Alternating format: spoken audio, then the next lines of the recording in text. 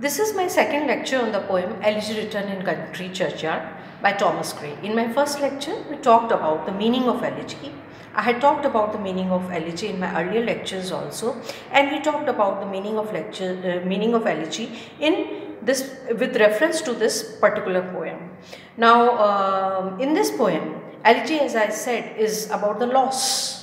It sings about the loss of a person, loss of values, loss of faith, loss of religion. This particular poem talks about the loss of common people, loss of people who had been living in country sides and who had been doing very common tasks and who were very poor, and nobody could sing for them, nobody would sing for them. So the poet says that their contribution was no less than the contribution of great men, as we call the warriors, or as we sing for the poets, or as we sing for the kings. He says even these common people, they have not lived a lesser life, and their life is important in their own way. So in this particular poem, the poet is singing about the loss of these common people, these rustic people who had been living in the countrysides and who had lived a very simple life, and he says even their life is important. For them no more the blazing hearth shall burn. Now we proceed with the poem as we did some of the stanzas in my last lecture, and now we would try to progress with the remaining stanzas.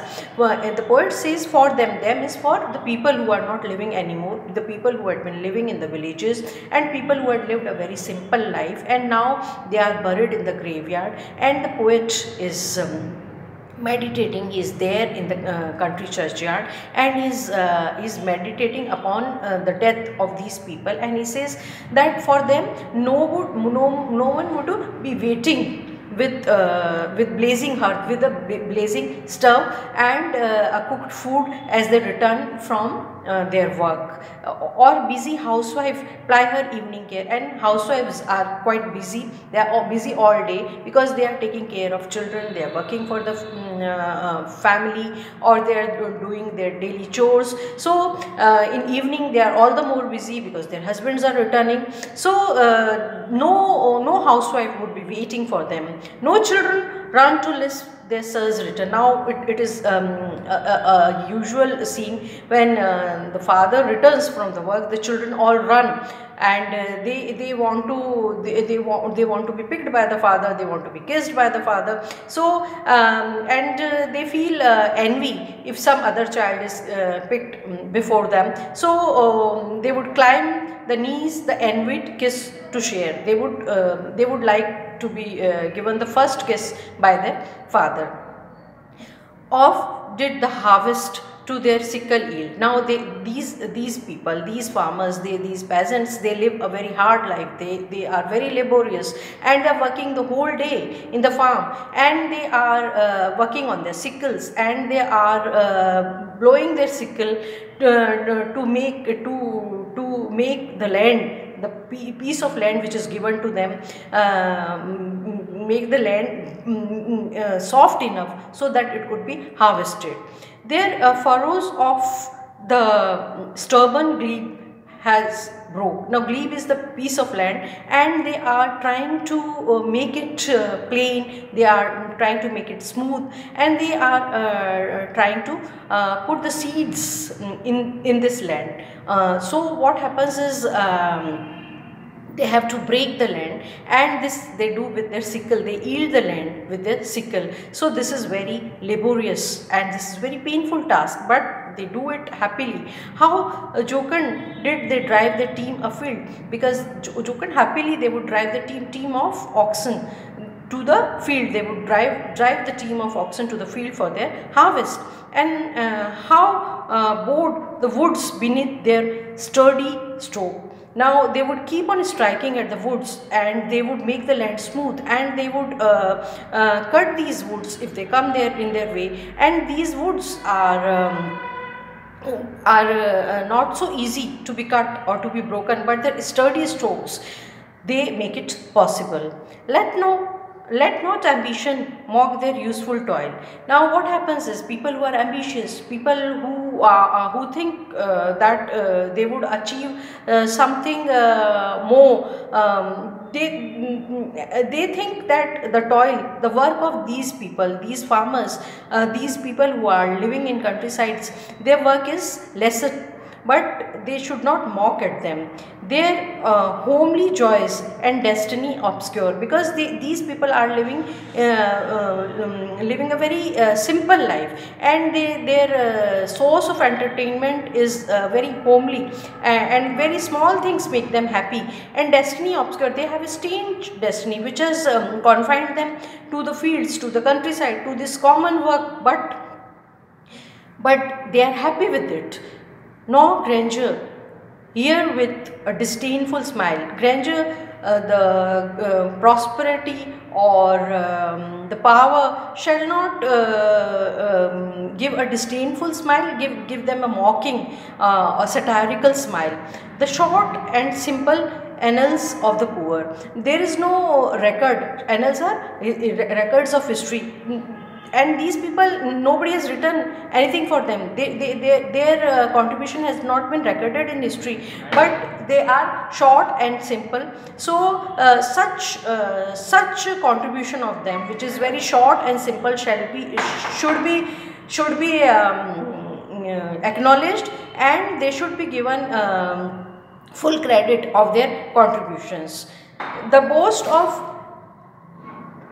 of heraldry, the pomp of power, and all the beauty, all that wealth ever gave, awaits alike the inevitable hour.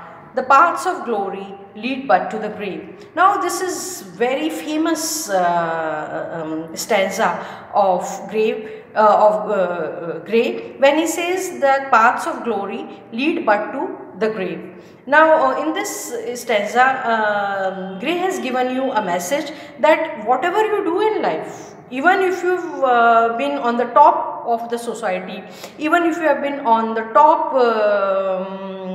of your kingdom, you had been kings, you had been great warriors, you have been great politicians, or you had been fighting for your country, you had been a great warrior, and you had lived a very pompous, very prosperous and very popular life. But what happens in the end? Everyone has to die, and the death is universal.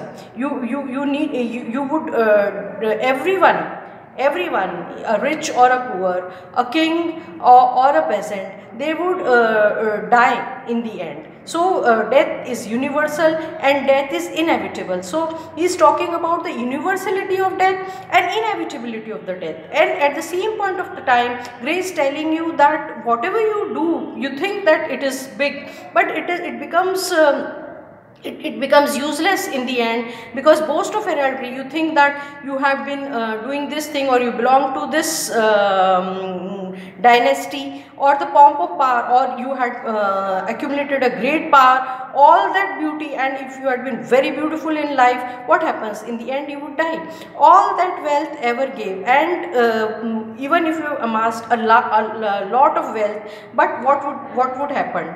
Awaits alike the inevitable hour. The inevitable hour of death. Death is common for everyone. The paths of glory lead but to grave. And what happens is, even if you are if you have led a glorious life, but the end is grave. So everything would accumulate into death. Everything culminates into death, and whatever you have done, whatever you have achieved in life, you have been craving throughout your life to gain more and more. But what happens? In the end, you have to go to grave, and there you do not get anything. You lie there and you are dead, and nobody would remember you once you are dead. So what happens is, even if you have been very successful in life, the inevitable hour of death is common for everyone, and everyone has to go through this. So he somewhere tells you that you should not be mocking at the achievements of these common people, because these common people have lived a very plain life, but they did not get much opportunity in their life to be very big persons or to be very powerful people. So even if they have lived a very common life, their life is important in themselves, and we should not be somewhere undermining their achievement in life. Thank you.